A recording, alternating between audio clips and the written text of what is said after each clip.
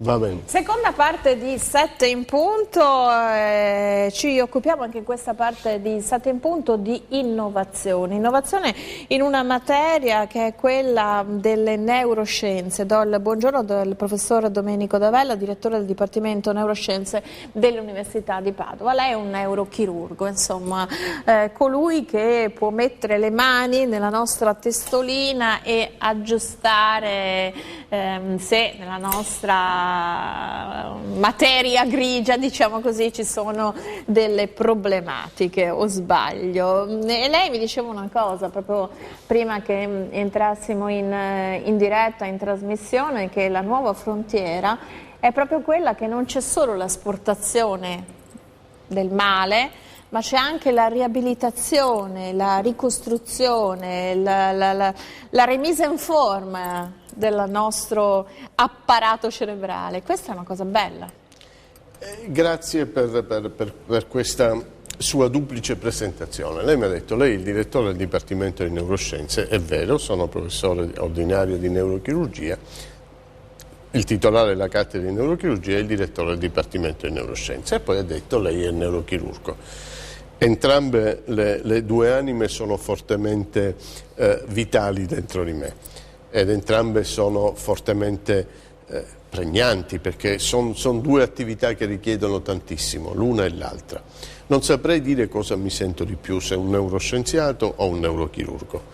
D'altra parte vengo pagato sia dall'azienda ospedaliera che dall'università, quindi sono dipendente di entrambe. Le due funzioni devono essere per forza interconnesse per dare dei risultati? Le due funzioni non possono essere scisse. Da un punto di vista, ora questo forse non interesserà ai nostri ascoltatori, no, ma è importante, ma però mi piace dirlo, da un punto di vista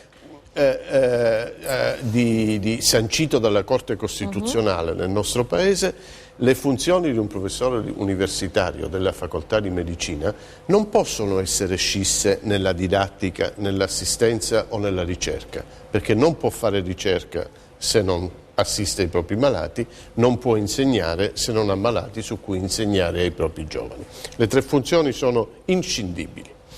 Questo da un punto di vista legislativo, da un punto di vista pratico altrettanto vero.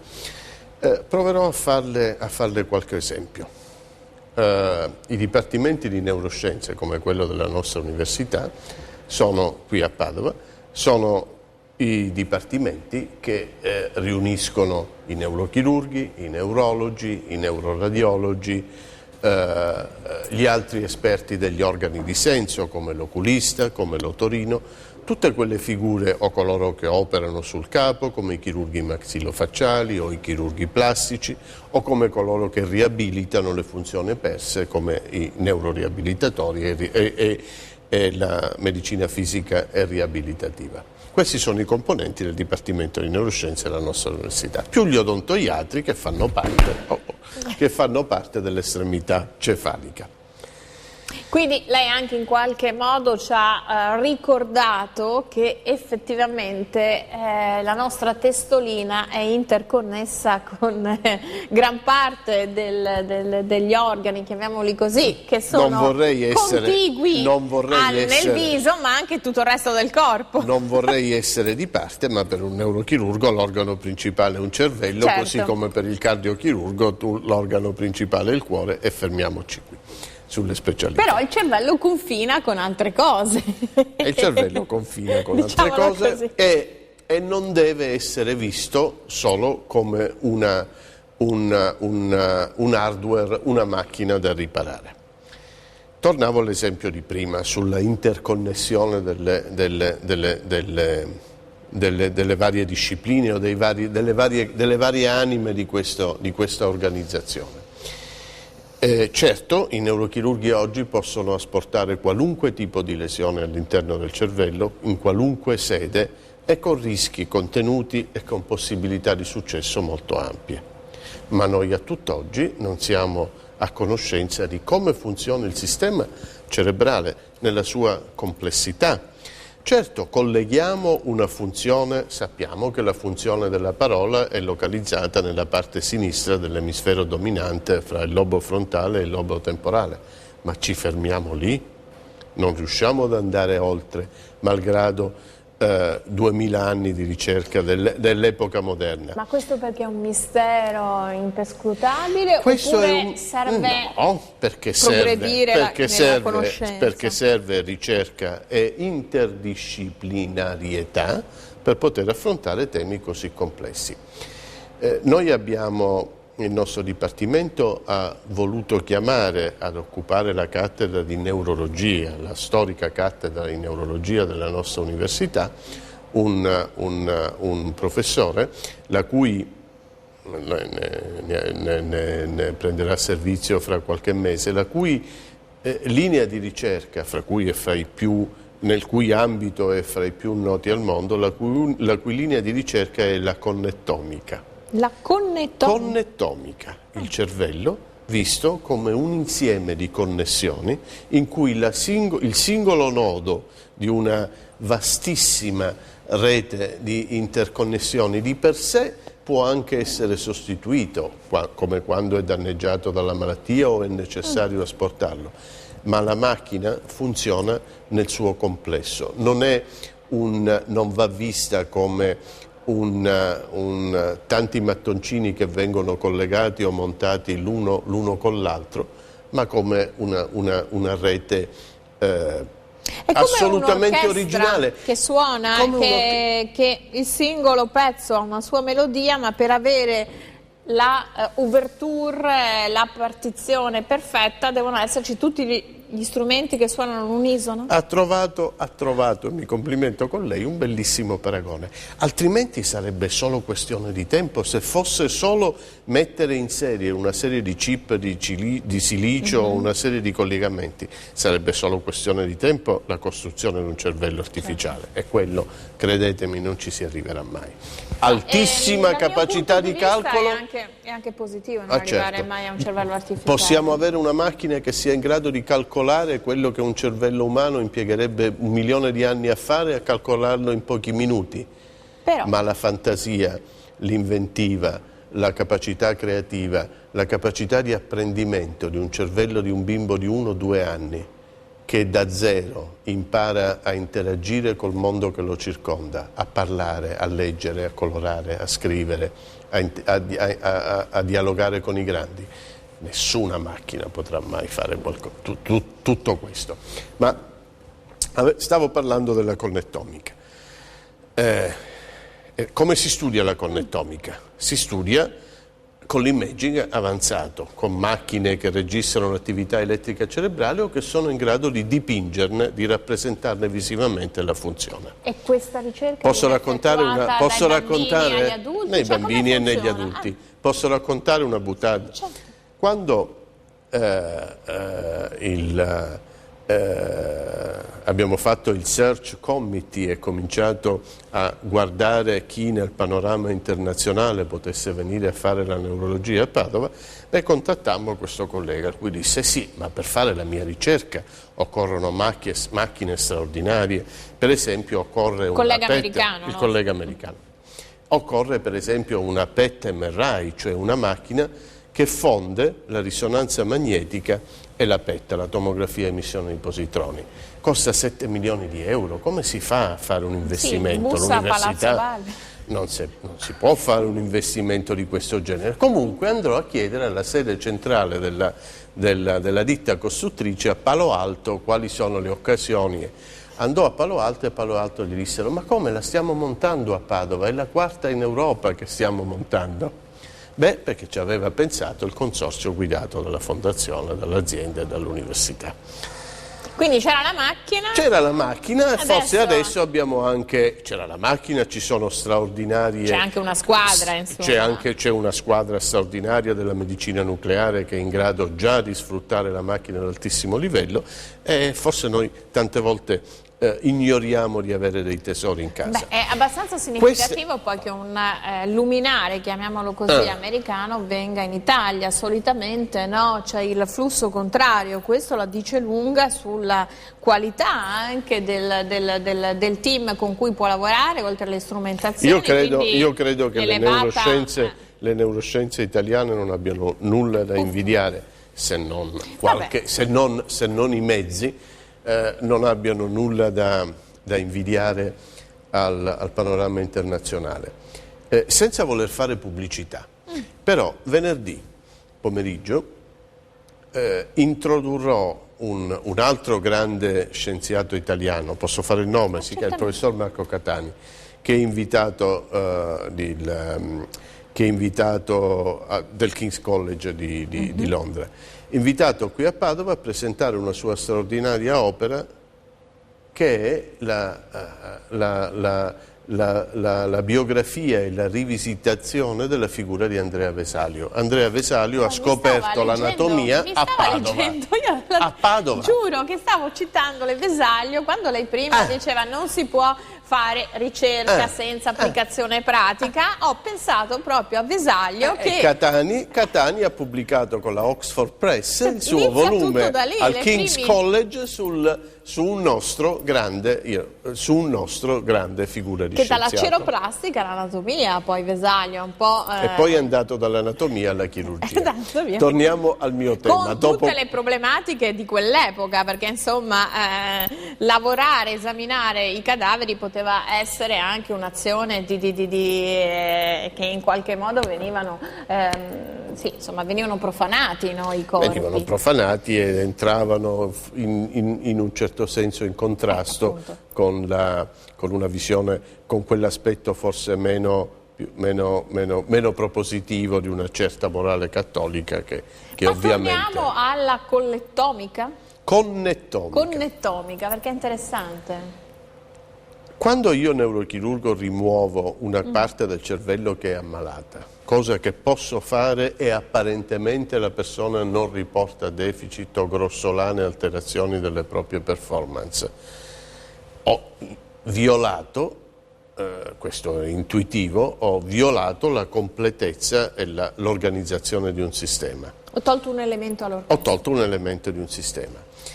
La neurochirurgia classica, che ha raggiunto, come dicevo prima, delle vette, delle capacità, delle performance straordinarie, si occupa di curare i nostri pazienti rimuovendo le cause, rimuovendo le malattie che possono essere di significato neurochirurgico, come i tumori, le emorragie, le malformazioni vascolari e così via. E questa costituisce una parte estremamente pregnante ed estremamente affascinante del mestiere che faccio.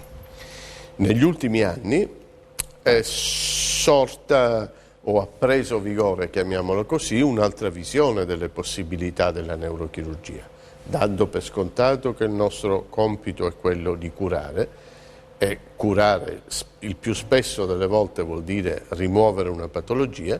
Vi è anche oggi la possibilità di aiutare il cervello, non solo il cervello ammalato, non solo rimuovendo la causa della malattia, ma se conosciamo i circuiti, se comprendiamo come essi funzionano e individuiamo i punti in cui possiamo inserirci, attraverso un intervento esterno, ricostruire, è il termine che si usa in inglese restore, che non è ricostruire, è recuperare forse. Come degli elettricisti che cambiano un pezzo di filo e lo ricollegano. No, perché se fosse un sistema costituito da tanti mattoncini che si mettono uno sull'altro, sì, questo sarebbe la visione giusta. Se intendiamo invece una rete vivente costituita da 10 miliardi di neuroni che si interagiscono l'un con l'altro, il Vesalio avrebbe detto lo spirito vitale. Che è la stessa cosa più o meno. Esempio. Vi sono dei disturbi del movimento, delle malattie che si chiamano disturbi del movimento, di cui il paradigma è il morbo di Parkinson, che è una malattia invalidante con un profondissimo impatto sociale ed economico. Ora, chi ci ascolta dirà, ma cosa vuole il neurochirurgo col morbo di Parkinson? Cosa c'entra? Sono i neurologi che lo curano. Vero, però la terapia farmacologica del morbo di Parkinson ha dei suoi limiti. In casistiche estremamente selezionate ed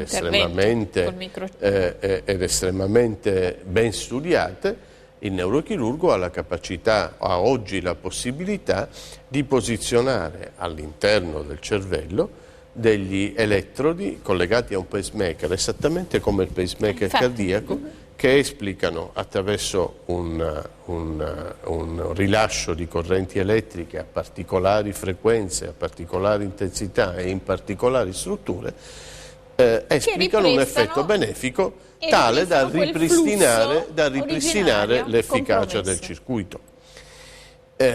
Questa non è certamente una novità, non è un'acquisizione degli ultimi anni, è un punto, uno standard oramai raggiunto in tutto il mondo. Ma l'orgoglio di appartenenza, me lo lasci dire questo, a questa università e a questa azienda di Padova, mi permette di dire che alcune cose che noi abbiamo recentemente fatto non sono invece lo standard mondiale, vanno oltre. Siamo riusciti a fare degli impianti di elettrodi di stimolatori profondi, la Deep Brain Stimulation, DBS, in età pediatrica, ottenendo, questo mi fa anche piacere dirlo, grazie al supporto dell'azienda e a un'autorizzazione speciale da parte del Ministero della Salute, ottenendo anche l'autorizzazione a trattare bimbi così piccoli che non rientravano nelle indicazioni codificate nel mondo. Si trattava ovviamente di casi disperati in cui la DBS era... Di che patologia? Cioè, tanto ha presente un disturbo del movimento che si chiama distonia, che è una sorta di Parkinson in cui la persona non riesce a controllare i propri movimenti, che diventano inconsulti, dolorosi, in tenerissima età questo? In tenerissima età, in stato di male, cioè senza sosta, giorno e notte, 24 ore su 24, tant'è che un piccolo ammalato così non può nutrirsi, non può bere. Ma non voglio turbare i nostri... Sì, con successo. Sì, con successo. Il primo caso è stato pubblicato nel 2014, quest'anno ne abbiamo fatti 2, anche perché poi le cose si sanno in giro.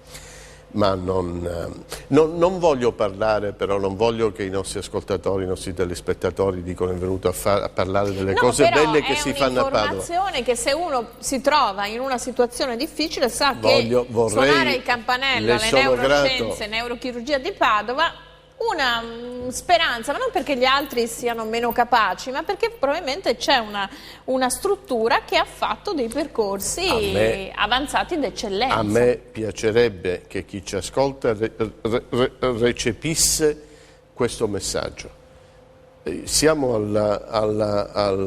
alle soglie di un'epoca in cui le neuroscienze e il braccio armato delle neuroscienze, che è il neurochirurgo, ma mi ritengo un neurologo, un neuroscienziato esattamente come un chirurgo, dicevo all'inizio, travalicano il ruolo di riparatori e assumono il ruolo di ricostruttori. Questo è il messaggio che vorrei colpisse chi ci ascolta in questo momento. È una visione dinamica della cura della malattia, non è asportazione della malattia, ma è ricostruzione, quindi ritorno allo status quo prima della malattia, insomma è un bel risultato. Ma richiede un'infinità di studi e di conoscenze che a tutt'oggi non abbiamo per poter capire come al meglio possa essere modulato ed espletato il nostro intervento. Se ancora noi conosciamo la punta dell'iceberg del funzionamento del cervello. E quanto tempo secondo lei, adesso le faccio una domanda che ovviamente non può avere una risposta, quanto tempo ci vorrà per scoprire qualche altro mistero? Non lo so, non lo so, però voglio farle... Si è accelerata la procedura? Si è accelerata come tutta la tecnologia in una maniera straordinaria. Insomma, quando io ero uno specializzando di neurochirurgia a Padova, E ovviamente non sto parlando di 2 secoli fa, pur essendo trascorso oramai più che qualche decennio.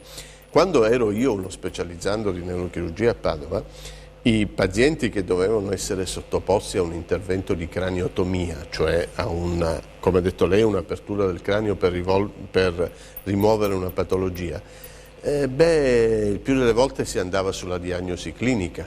Non c'era la TAC, certo. Non c'era la risonanza magnetica e non ho cominciato 3 secoli fa. E oggi, grazie.